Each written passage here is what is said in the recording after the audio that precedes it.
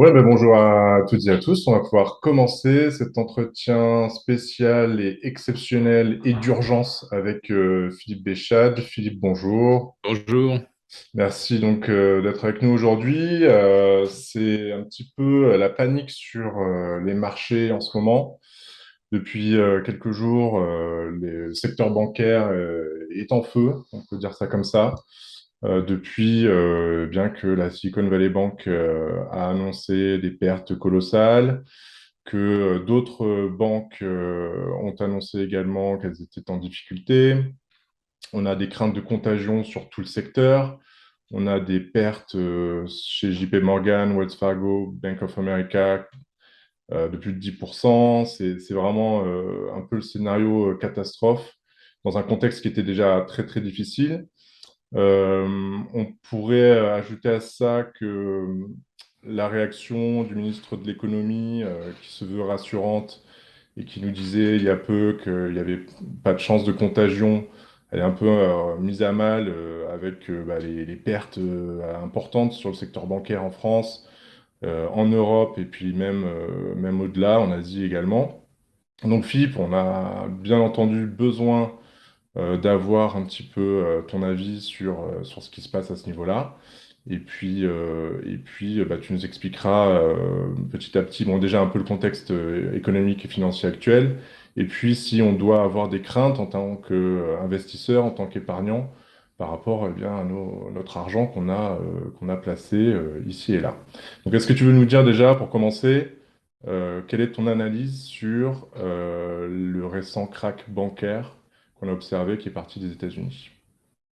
On va parler plutôt d'un mini crack. On n'est pas encore à -70, -80 sur l'ensemble du secteur comme à l'automne 2008.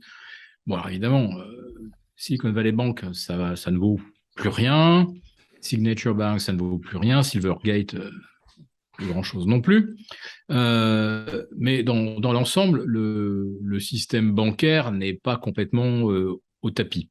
Il y a un côté coïncidentiel, il n'y a pas de lien de cause à effet entre la faillite de Silvergate, SVB Financial, et le Crédit Suisse. Le Crédit Suisse est évidemment l'élément le plus alarmant quelque part. Je vais y revenir dans quelques instants. En ce qui concerne Silicon Valley Bank, ils ont pas commis de folie spéculative, ils sont pas embringués dans des positions à effet de levier sur des dérivés complexes, etc. Non, c'est juste que ce qui leur sert de garantie, c'est-à-dire les bons du trésor, c'est-à-dire en fait ce qu'il y a de plus sûr dans un bilan, euh, la valorisation a évidemment chuté fortement avec le crack de 2022. Un crack sans précédent, il faut le préciser, depuis un siècle. Donc toutes les banques sont dans la même situation. Leurs leurs actifs de garantie, leurs actifs de réserve, se sont fortement dévalorisés. Donc ils auraient dû réduire leur levier en termes de prêts octroyés.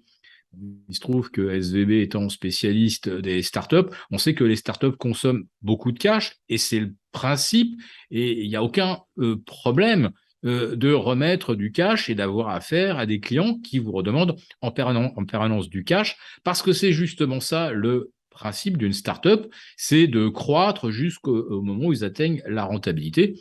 Je signale que Uber, depuis 15 ans, n'a toujours pas atteint la rentabilité. Donc, vous voyez, et c'est pas pour ça que on considère que Uber est failli, etc. Par contre, pour des petites entreprises qui se lancent et qui ont besoin de lever des capitaux en permanence, d'un seul coup, l'argent était gratuit et l'argent passe à 4,5%, 5%. Et ça devient évidemment un peu plus cher. Donc on va dire que globalement, oui, quand on commence à prêter de l'argent au-delà de 5, le côté risque augmente fortement. Mais c'est pas du tout ça qui a fait chuter SVB ou Signature. Hein. C'est se dire aujourd'hui, si on voulait récupérer son argent, est-ce qu'avec le bilan dégradé qu'ils ont, et en excluant, je dis, tout problème de défaut de la part des emprunteurs, on n'en est pas là. Hein. est-ce que notre argent est bien en sécurité? La réponse était non. Enfin, en tout cas, pour ce qui va au-delà de 250 000 dollars. Alors, je rappelle qu'en Europe et en France, c'est que 100 000 euros. C'est pas 250 000, hein. C'est que 100 000. Alors, 250 000 et plus aux États-Unis, ça concerne surtout des institutionnels, ça concerne une clientèle fortunée, ça concerne, je pense, même pas les 5% d'Américains les plus riches. 100 000 euros garantis, c'est pas beaucoup pour une entreprise, c'est rien. Donc là, je veux dire que s'il n'y a pas une garantie de la Banque centrale derrière, les 100 000, c'est pas le fonds de garantie bancaire tel qu'il existe en Europe qui permettrait de faire face, ne serait-ce qu'à une heure de retrait de 2% des actifs de la part des déposants. Il faut être conscient que ces 100 000 euros sont complètement théoriques, ils n'existent pas. Aux États-Unis, les 250 000, ils existaient, mais ça ne suffisait pas. Donc, qu'est-ce que fait la Banque centrale américaine? Elle dit, voilà, open bar, on veut pas de gel de l'interbancaire, on veut que tout continue de bien coulisser, et on remet de la liquidité dans le système. Et pas qu'un peu, puisque depuis jeudi dernier, la Fed a remis 300 milliards. 300 milliards. Après avoir péniblement, on va dire, épongé 630 milliards depuis avril dernier dans le cadre de son quantitative tightening. C'est-à-dire, on normalise les bilans, tout ça, on réduit les liquidités disponibles, on redevient des gens orthodoxes et bons pères de famille. Bon, en l'espace de 4 jours, on a déjà liquidé pratiquement la moitié du quantitative tightening. Bon, quand on en est à mettre 300 milliards sur la table en quelques jours, c'est qu'il y a quand même du gros stress. Alors, c'est pas l'affaire Lehman. SVB, c'est pas un problème de banque qui aurait fait des conneries ou des malversations, comme le Crédit Suisse. Hein. On va y revenir en quelques instants, parce que le Crédit Suisse, eux, ils ont nagé dans la connerie et dans les malversations. Là, c'est simplement qu'on se rend compte qu'il y a un souci au niveau de la valeur des actifs en garantie, hein, pour satisfaire le fameux ratio Tier 1. Donc les quasi-liquidités, elles ont perdu de la valeur. Et donc là, d'un seul coup, la Fed fait une deuxième chose. Après avoir injecté 300 milliards, hein, qu'on se figure bien ce que ça représente, c'est 10% du PIB de la France, hein, en 4 jours. Elle change les règles du jeu. Il n'y a plus de marché, il n'y a plus de mark-to-market pour les bons du Trésor américain.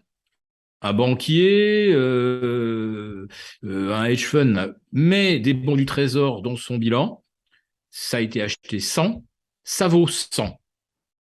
Et même si à l'instant ça cote 82,50, 83,70, non, ça vaut 100.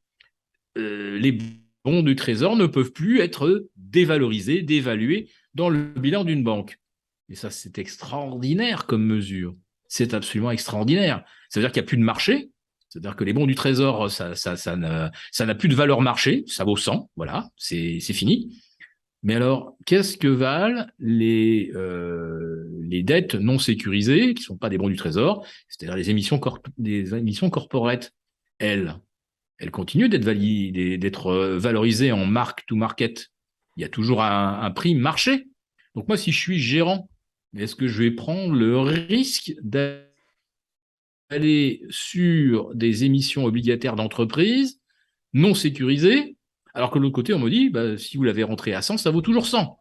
Donc attention, on est en train, la Fed vient de mettre une cible entre les deux yeux des émetteurs d'emprunts, on va dire, des émetteurs privés.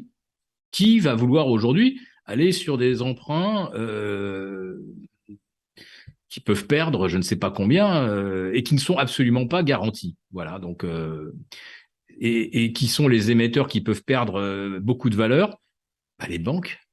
C'est des très très gros émetteurs d'émissions corporate. Donc il faudrait que la Fed décide aussi que les émissions des banques, elles valent 100 éternellement et qu'il n'y a plus de valeur marché. Donc ce qu'on vient de voir, ça introduit des bouleversements qui vont très au-delà des simples problèmes de trésorerie de quelques banques régionales ou du Crédit Suisse, dont on est absolument incapable aujourd'hui de chiffrer quelles sont les pertes potentielles au bilan. Alors, si la Banque nationale suisse a mis 54 milliards de dollars sur la table, c'est qu'elle estime que c'est peut-être nécessaire. Mais quand on a un bilan, alors c'est 1000 milliards de conservation, hein, le Crédit Suisse, mais les engagements sur les dérivés, c'est combien de milliers de milliards? Et pourtant, quel type de risque? En fait, on ne sait absolument pas ce qu'il y a dans le bilan du Crédit Suisse, et pas plus qu'on sait, que l'on ne sait d'ailleurs ce qu'il y a au bilan de Deutsche Bank, JP Morgan. Tout ce qu'on sait, c'est que c'est très, très, très gros. Bon, ce que je comprends, Philippe, c'est quand même il y a deux problématiques assez différentes. Il y a les banques aux États-Unis qui ont clairement des gros soucis au niveau de leur bilan et de leur capacité à créer de l'argent par rapport aux dépôts. Et il y a les banques comme la Banque suisse, comme Crédit Suisse, qui, elle, a titrisé beaucoup, a créé a fait comme finalement un petit peu le scénario subprime en 2007-2008, et qui là semble, d'après ce que j'entends de ce que tu dis, ça crée un autre problème, quoi. C'est encore un autre niveau de problème, et on ne sait pas si on va arriver à s'en sortir aussi bien, quoi. Est-ce que tu peux nous expliquer, peut-être nous simplifier un petit peu le problème du Crédit Suisse? Bon, le Crédit Suisse, c'était une banque qui faisait de la gestion père de famille. Elle gérait en fait plutôt une clientèle très CSP+++, hein, c'est-à-dire quelques millions de francs suisses et au-delà. Et puis un jour, ils tentent l'aventure américaine. Ils rachètent First Boston, qui était une banque d'affaires, on va dire. Et là, bah, ils se sont improvisés banquiers d'affaires, n'ayant pas du tout cette culture, hein, en tant que gérant et asset manager helvétique. Et c'est depuis qu'ils ont racheté First Boston qu'ils se sont lancés voilà, dans le grand bain. D'ailleurs, avec un certain succès, puisqu'ils sont devenus SVT, c'est-à-dire quand même spécialistes en valeur du trésor, c'est-à-dire un des 12 ou 15 interlocuteurs quotidiens de la Federal Reserve, ce qui est quand même pas rien. Et quand on est SVT, ça veut dire qu'on a accès directement au robinet des liquidités de la Fed ou Banque centrale X ou Y. Hein, Crédit Suisse est un acteur majeur à travers l'Europe, à Londres, etc. Donc, ils ont profité de ce statut et de l'accès à la liquidité pour développer du business. On va dire que la grenouille a un petit peu essayé de se faire aussi grosse que le bœuf. Des bœufs comme Goldman Sachs, JP Morgan et quelques autres. Hein. Et bah, quand on fait un petit peu la course à la taille, bah, des fois on prend des risques inconsidérés. C'est ce qu'ils ont fait, bien sûr, avec les subprimes 2007-2008. Et puis ensuite, 2019-2020, la crise du Covid, tout ça. Ah bah ils cherchent à remonter une nouvelle fois la pente. Et là, ils se lancent dans des opérations un petit peu risquées, mais dont ils espéraient évidemment que ça serait le jackpot. Donc ils viennent épauler un spécialiste de la facturage qui s'appelle Greensill. En fait, le Greensill, c'est le nom du fondateur. Enfin, voilà, l'entreprise porte son nom. Et cet affactureur s'improvise en fait banquier, shadow banker. Il prend énormément de risques et bah, quand on est affactureur, c'est pour récupérer les impayés. Bah, malheureusement, il y a des clients qui ont collapsé et Greensill s'est retrouvé avec des montants d'impayés qu'ils avaient eux-mêmes en fait refinancés en disant on les récupérera bien ces créances. Et donc Greensill s'est retrouvé avec énormément de créances perdues et ils étaient financés par le Crédit Suisse. Au départ, on a cru que ça allait leur coûter 10 milliards. Et finalement, à force que Greensill fasse son métier, ils ont récupéré quand même 7 milliards sur les 10, mais la perte à la sortie est quand même 3 milliards. Sur Archegos, là par contre, gros fonds spéculatifs, là ils se sont croûtés de 5 milliards. Et là, ils vont rien revoir. Hein. Donc en deux opérations, ils en sont déjà à moins 8. Hein. Après, vous pouvez imaginer qu'il y a d'autres hedge funds qui ont dû avoir des soucis, etc.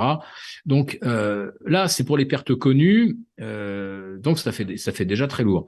Mais le le plus angoissant pour l'ensemble de la communauté financière, c'est mais sur les dérivés, est-ce qu'ils vont pas se prendre des bouillons aussi, ou est-ce qu'il n'y a pas des cadavres dans les placards? Et c'est là que j'ouvre, je dirais, un nouveau tiroir. C'est pas encore la porte du placard, mais là, avec la volatilité paroxystique qu'on vient d'avoir sur les marchés obligataires, on n'a jamais vu une volatilité aussi violente en 40 ans.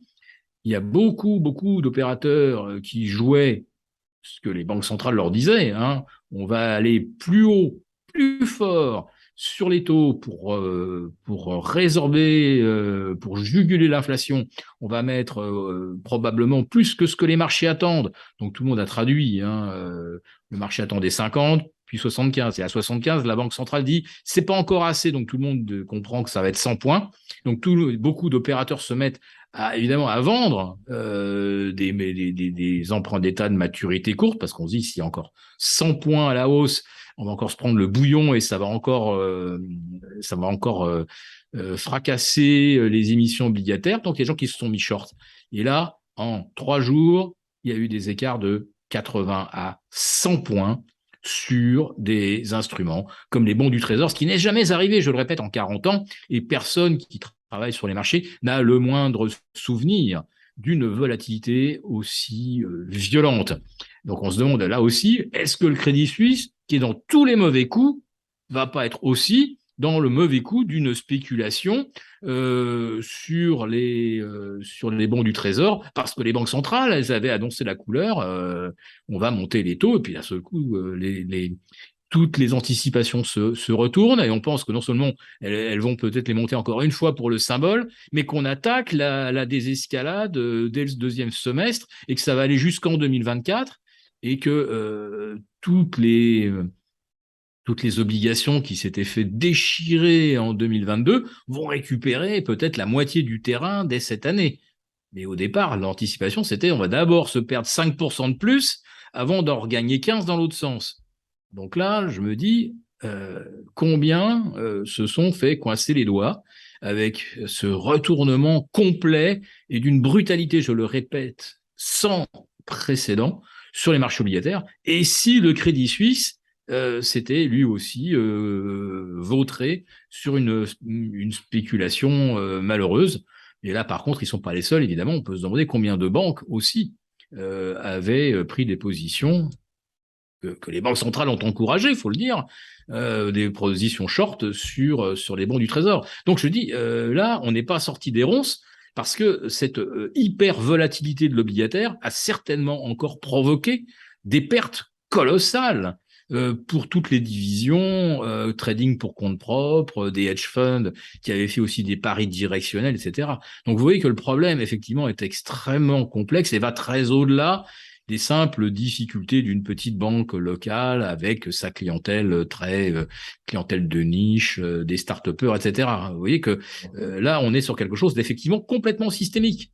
Donc, non, c'est pas Lehman, mais c'est autre chose. Et c'est tout aussi angoissant. Et la différence aussi avec Lehman, c'est qu'aujourd'hui, on est dans un contexte assez inédit de hausse des taux à des niveaux qui sont assez importants. Alors, historiquement, ce n'est pas non plus extraordinaire, mais tout de même, ces dernières décennies, c'est quand même relativement haut. Est-ce que tu penses on arrive à un point où on ne pourra pas monter? Alors, je rappelle quand même que les banques centrales, que ce soit la Fed ou la BCE, leur rôle principal, c'est de juguler l'inflation, comme tu l'as dit. Là, on se rend compte qu'à un moment donné, il va falloir faire un choix, quoi. Ou bien on essaie de juguler l'inflation, ou bien on sauve le système. Donc, est-ce que tu penses que le choix est déjà fait, que la question est déjà répondue, comme dirait l'autre? Et est-ce que tu penses aussi que la politique monétaire sera la même aux États-Unis qu'en Europe? Bon, est-ce qu'on est en mode sauvetage? Oui, bien sûr. Hein, je le disais en préambule, 300 milliards injectés dans le système par la Fed, 54 milliards par la BNS, la BCE, je ne sais pas combien elle devra mettre sur le tapis parce que il n'y a pas que les banques. Hein, vous avez aussi des compagnies d'assurance qui sont en grande difficulté. On a eu une petite compagnie italienne, le nom va me revenir, qui a dû suspendre tous les retraits il y a même pas 15 jours. Voilà. Et pour les mêmes causes d'ailleurs que SVB, c'est-à-dire que son encours de bons du Trésor est très fortement dévalorisé par la très forte hausse des taux à laquelle on a assisté depuis mars 2022 et depuis juin à la BCE. Donc, on a un effet de dévalorisation des stocks de compagnies d'assurance. Et je dois dire que du jour au lendemain, si les gens se disent « Ouh là là, est-ce qu'on est vraiment en sécurité là-dedans? Est-ce qu'il ne faut pas retirer des sous ?» Le bank run, c'est ce qu'on appelle la prédiction autoréalisatrice. Vous commencez à retirer l'argent d'une banque ou d'une compagnie d'assurance, vous êtes sûr qu'elle va au tapis. Et enfin, surtout quand ces actifs de garantie sont dévalorisés, évidemment. Donc, les soucis de solvabilité, je pense ils sont réels. Voilà, ça c'est sûr. Est-ce que les clients doivent se faire du souci? Euh, Moi, je suis convaincu que comme pour le Crédit Suisse, si les choses tournent mal, les banquiers sont trop diront allez voilà c'est all in, on intervient, on a la planche à billets, on a le bouton, on avait le petit bouton rouge, on a le gros bouton rouge, on a l'énorme bouton rouge s'il le faut, et on imprimera tout ce qu'il faudra parce qu'on peut évidemment pas se permettre un incident systémique majeur. Et ça veut dire qu'on est reparti, ça y est, la planche à billets, elle est repartie, et elle est repartie furieusement. Hein. C'est quand même 350 milliards en moins d'une semaine. Voilà, donc oui, on est reparti sur les quantitative easing, probablement, sur des baisses de taux très fortes, probablement. C'est le scénario en fait du premier trimestre 2019. Hein. La Fed tente de normaliser son bilan à partir de septembre 2018. Donc, elle commence à éponger les liquidités, elle remonte les taux, alors, pas à coup de 50 points hein, comme depuis mars dernier. Hein. Mais au bout de 3 mois, Wall Street a perdu 20% et la Fed capitule en race campagne. Elle arrête complètement son quantitative tightening, elle remet de la liquidité, quantitative easing, c'est reparti. Et derrière, les taux qui sont à nouveau assouplis. Donc, je pense qu'on est là-dedans. Voilà, ça, je réponds clairement. Même si la BCE a encore monté ses taux de 50 points le 16 mars, de toute façon, c'est la dernière fois. Hein. Les anticipations qu'on peut lire sur les marchés de taux, c'est probablement 6 détentes de taux d'ici fin 2024, contre 2 il y a une semaine. 2 détentes de taux, et après, 4 hausses de taux. Là, on va avoir une hausse de taux supplémentaire et on va voir 6 détentes de taux. Enfin, voilà ce qu'on lit aujourd'hui. Donc, c'est juste énorme. Donc, voilà, le monde a complètement changé en l'espace d'une semaine. Complètement changé. Donc, les stratégies des banques centrales ont complètement changé. Les règles du jeu ont complètement changé. Donc, aux États-Unis, c'est 100% des actifs des banques sont garantis par la Fed. Les bons du Trésor, on ne peut plus les dévaloriser parce que voilà, ça vaut 100 et ça vaut toujours 100.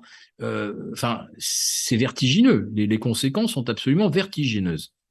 Est-ce qu'on peut anticiper déjà un petit peu un éventuel pivot des banques centrales et est-ce que ça pourrait provoquer à la fois sur les marchés et à la fois au niveau, si on n'essaye plus de corriger l'inflation, est-ce que cette inflation elle va continuer à se maintenir à des niveaux élevés? Est-ce qu'elle va progresser encore?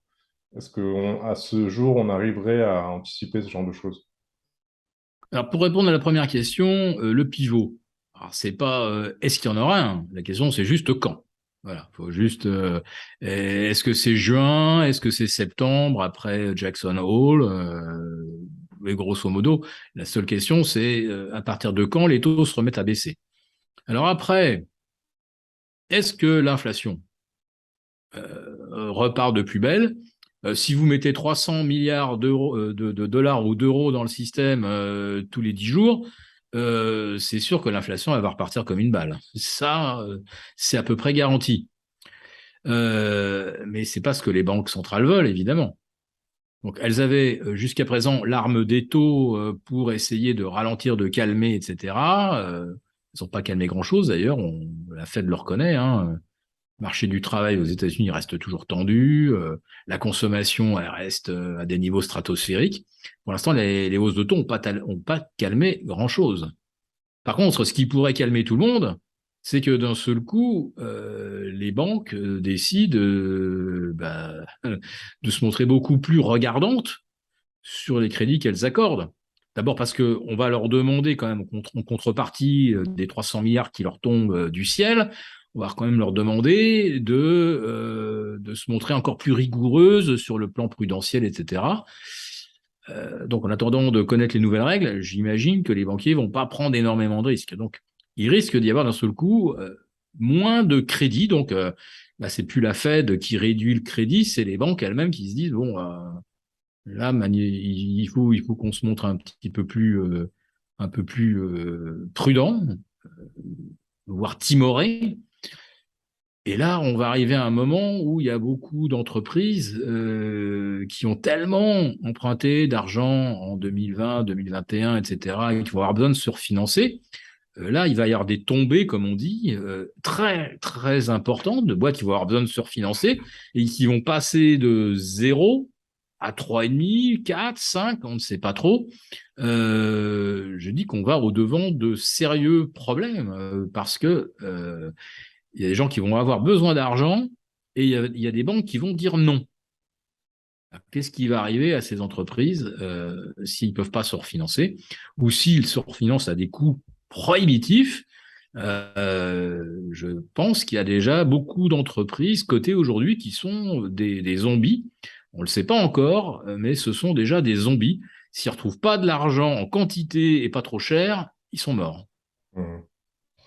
Et donc, juste pour revenir sur cette idée du pivot, est-ce que tu vois potentiellement une chute des marchés à la suite d'un pivot assez radical des banques centrales?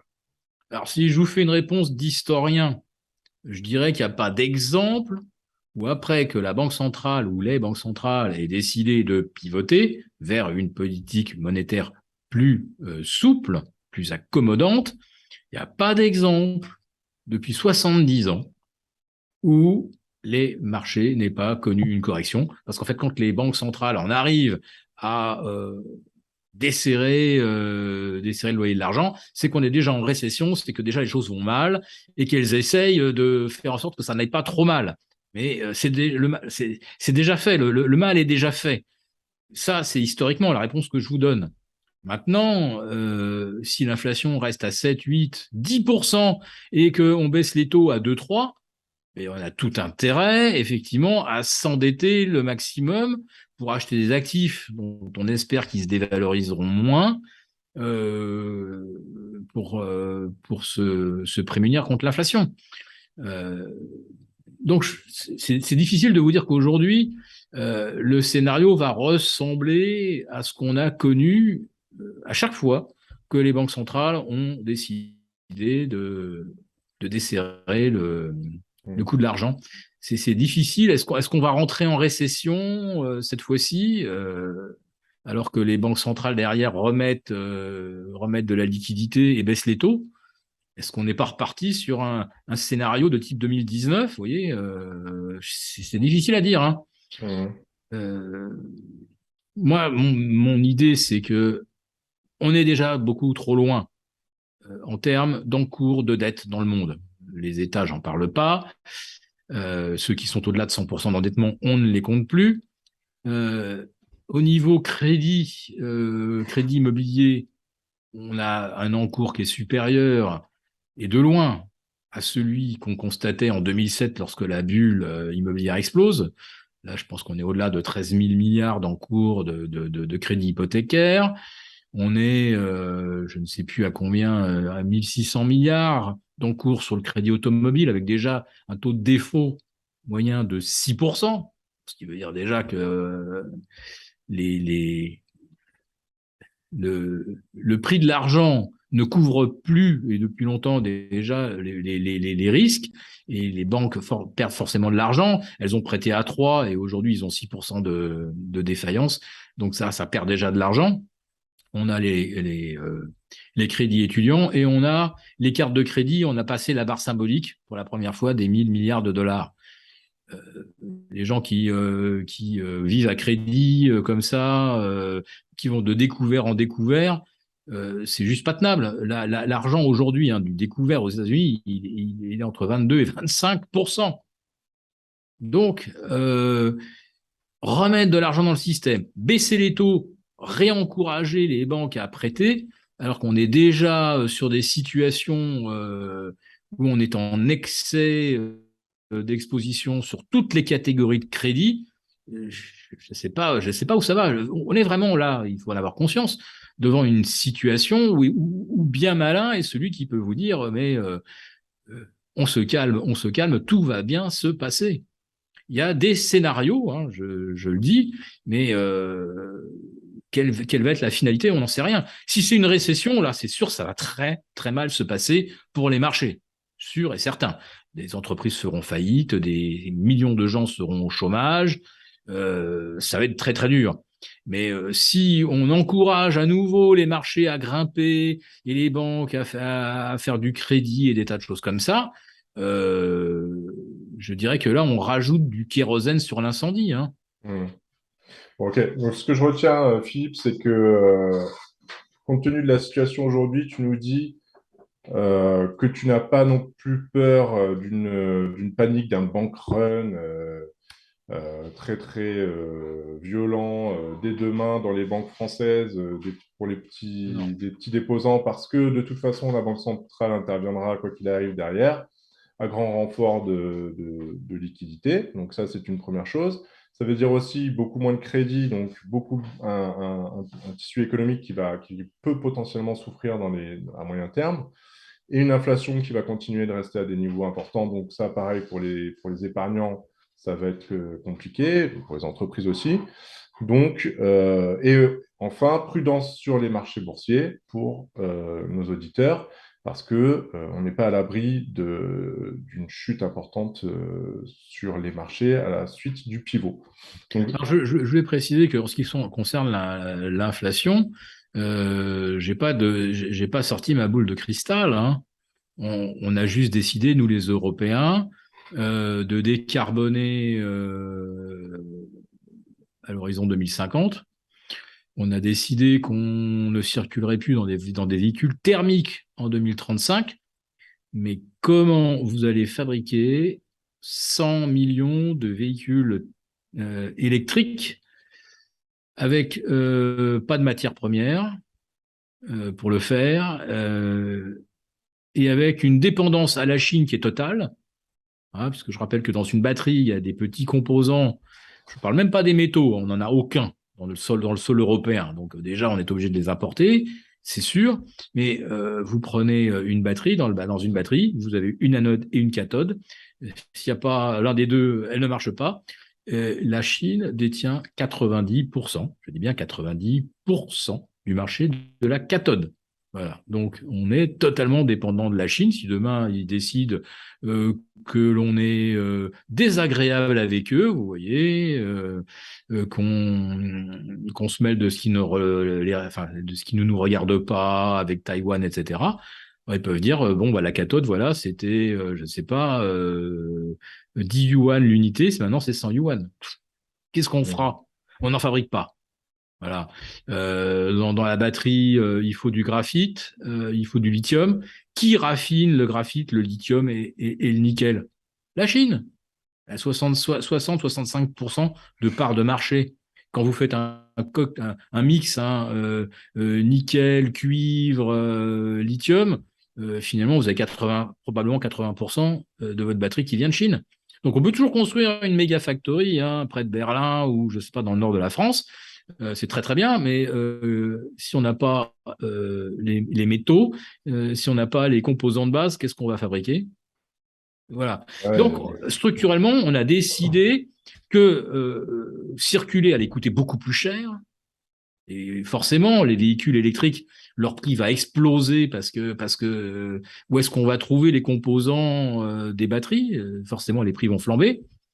Et deuxièmement, pour l'électricité avec laquelle on va recharger nos véhicules électriques, on a dit bah non, il faut plus le faire avec du nucléaire, il faut plus le faire avec du charbon, il faut plus le faire avec du gaz. Bon, bah alors les éoliennes, les panneaux photovoltaïques, c'est pareil. D'où on sort les milliers de tonnes de cuivre qu'il va falloir pour les alternateurs des éoliennes, et d'où on sort tous les métaux et tous les argentifères dont on a besoin pour les panneaux photovoltaïques. On a décidé qu'on allait avoir une énergie beaucoup plus chère, qu'on allait avoir des modes de locomotion beaucoup plus chers. Donc, l'inflation, c'est nous qui disons que c'est la voie qu'on a choisie. On a choisi la voie de l'inflation.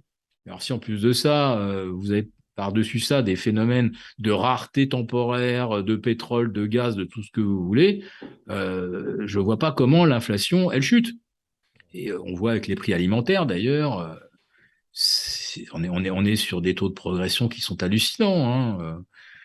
Tout le monde connaît hein, la hausse de 50% de produits aussi élémentaires que les pâtes alimentaires, le doublement du prix des filets de poulet.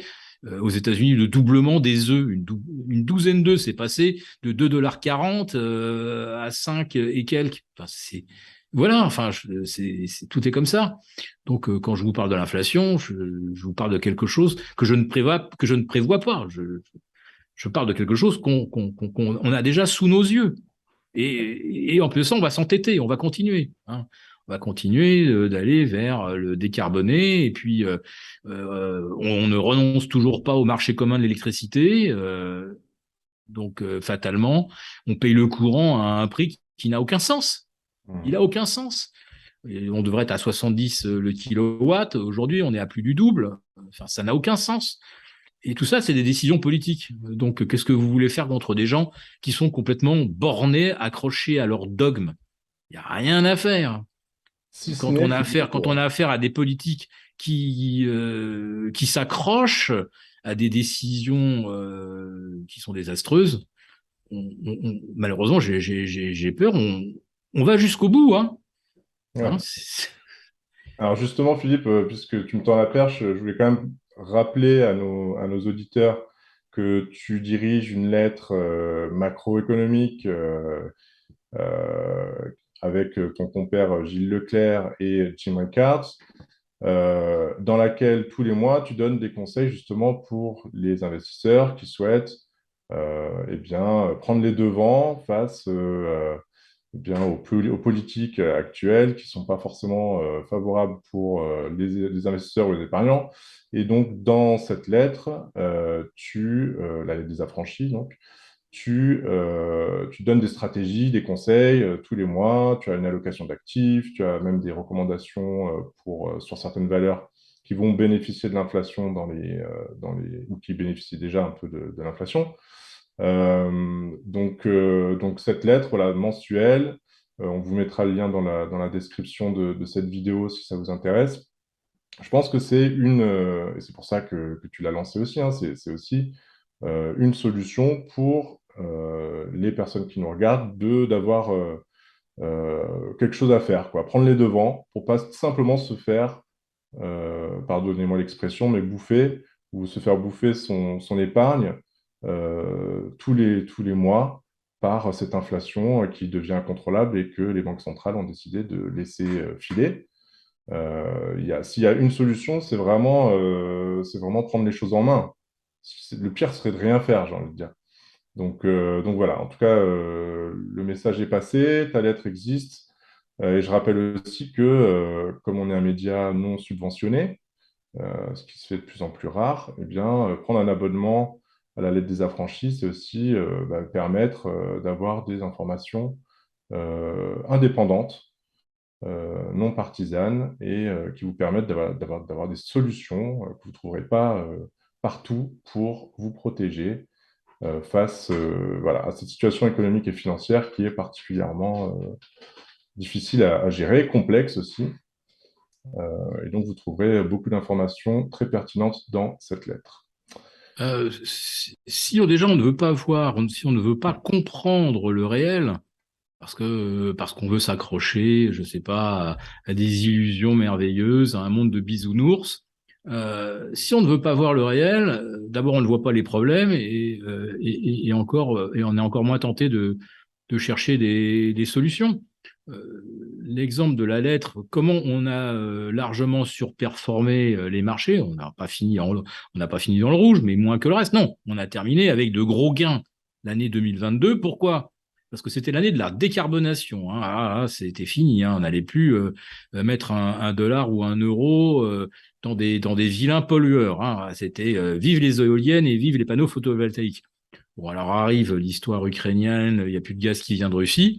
Avec Gilles, on s'est dit, mais on vit dans l'illusion complète. Et à quel moment les éoliennes et les panneaux photovoltaïques vont remplacer le gaz russe quand on va arriver à l'automne prochain, qu'il n'y aura plus que 3 heures d'ensoleillement par jour et qu'avec les anticyclones, les éoliennes seront complètement à l'arrêt. Donc on a fait notre année avec Gilles avec quasiment que des entreprises carbonées. Et parce que vraiment, ça allait totalement à l'encontre du discours dominant de tous les gérants. Ah bah non, dans mon portefeuille, je suis ESG, hein, je mets pas du carbone. Ah bah non, sinon mes clients ils vont pas être contents. Mais on est comme ça dans des trucs de gamins, mais c'est vraiment, mais on est dans un monde d'une puérilité où on balance des idées comme ça en se disant, yallah, ça va marcher. Ah bah voilà, on va être des bons gentils occidentaux tout propres. On fait plus de carbone, alors que les Indiens ils s'en foutent et les Chinois aussi. Voilà, on va augmenter nos coûts de production, c'est merveilleux. On sera plus carboné, mais au moins qu'est-ce qu'on est des amis de la planète. Mais on va où comme ça? Avec ces raisonnements, oui, c'est des raisonnements, mais de gamins. Et puis, on a une Europe, là aussi, avec le marché commun de l'électricité, qui a été conçu, alors pas par des gamins, mais où les règles du jeu ont été imposées par des Allemands, qui ont des intérêts complètement divergents des nôtres, et qui nous ont pas fait de cadeaux, clairement. Et on est arrivé dans une situation où là, vraiment, l'arrimage du prix de l'électricité au gaz, qui arrangeait beaucoup les Allemands, maintenant devient un désastre pour tout le monde. Constatons ça. Est-ce qu'on décide qu'on veut revenir là-dessus et qu'on prend les décisions certes douloureuses pour nos magnifiques dogmes et concepts européens? Ben non, on ne veut pas les remettre en cause. C'est moins grave de tomber de la falaise que de se dire on s'est gouré de direction et on fait demi-tour juste avant d'arriver au bord. Mais on est là-dedans. Mais quel degré de bêtise il faut avoir pour se dire qu'on préfère tomber de la falaise plutôt que d'avouer qu'on a eu tort. Et on est là-dedans en permanence. Bon, bah, je dirais que pour les lecteurs de notre lettre, quelque part, quand on décide de voir les choses un peu froidement, euh, on prend assez facilement les bonnes décisions. Il suffit justement de ne pas de penser que ce que font nos politiques est pas tenable et pas viable. Voilà, donc on fait ça et ça marche. Voilà, et on va continuer de faire comme ça, d'avoir une lecture globale où on regarde les choses en face. Et puis grâce à Gilles, on a aussi une lecture micro qui, elle, analyse vraiment les flux en temps réel, comment les algos gèrent les différentes classes d'actifs, comment ça évolue presque minute par minute. Donc on regarde, qu'est-ce qui met en mouvement les flux de capitaux, et on a notre petit screener qui nous permet de comprendre vers quelle case se dirigent les flux et à quelle vitesse, etc. Donc on regarde le macro et on regarde le micro. Le micro, c'est vraiment pour ajuster nos positions, notre gestion en temps réel, en fonction donc de ce qu'on voit comme dynamique dans les algos. Mhm. Oui, ça a donné de très bons résultats. Écoute, Philippe, on va être obligé d'abréger un petit peu parce qu'en fait, on pourrait faire une émission de 3 heures si on, si on commence à parler de la crise énergétique, du World Economic Forum. Mais bon, tout ça, nos auditeurs pourront en entendre parler de toute façon dans ta lettre, encore une fois. Je voulais simplement terminer sur un événement qu'on va lancer bientôt avec Jim Rickards, qui intervient dans ta lettre aussi, et qui là sera un peu plus porté pour les spéculateurs, pour les gens qui veulent essayer de profiter éventuellement d'une accélération sur la baisse des marchés à venir. On est en train d'organiser un événement avec Jim et bah voilà, dans la description de cette vidéo, vous pourrez vous inscrire pour assister à cet événement en avant-première. Encore une fois, si vous voulez plutôt protéger euh, votre patrimoine, vos intérêts, je vous recommande vraiment de vous abonner à la lettre de Philippe, qui est vraiment très bien faite. Et Philippe a déjà vu passer d'autres crises, donc il sait exactement quoi faire dans ce genre de situation. Et si vous avez justement bah, pris les devants et protégé vos intérêts, peut-être que vous pouvez toujours mettre une partie de votre patrimoine sur des opportunités un peu plus spéculatives. Et c'est ce qu'on vous proposera de faire avec Jim Rickards. Donc tout ça, c'est dans la description de cette vidéo. Et Philippe, voilà, j'aurais eu encore plein d'autres questions, mais je crois que le temps passe et on fera sans doute une autre vidéo en fonction des commentaires aussi qu'on aura sous cette vidéo. Si vous avez des questions spécifiques, s'il y a des choses que vous n'avez pas forcément comprises ou si vous avez d'autres inquiétudes qu'on n'a pas couvertes aujourd'hui, n'hésitez pas à nous laisser des commentaires et puis on essaiera d'y répondre d'une manière ou d'une autre. On peut approfondir, oui, tout à fait. Absolument. Tu veux dire un mot de la fin, Philippe, ou on est bon? Non, je pense qu'on est bon.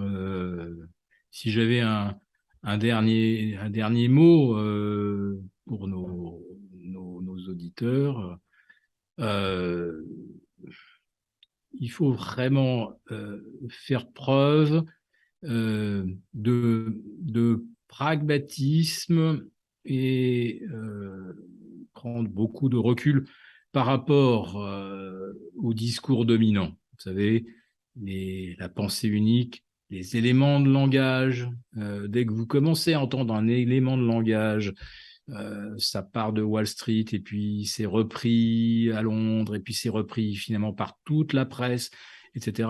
Attention, c'est quelque chose d'orchestré et tout ce qui est orchestré, c'est rarement dans l'intérêt de ceux qu'on cherche à convaincre, si vous voyez ce que je veux dire. Je crois que c'est clair. Merci beaucoup, Philippe Béchade, et on se retrouve très bientôt.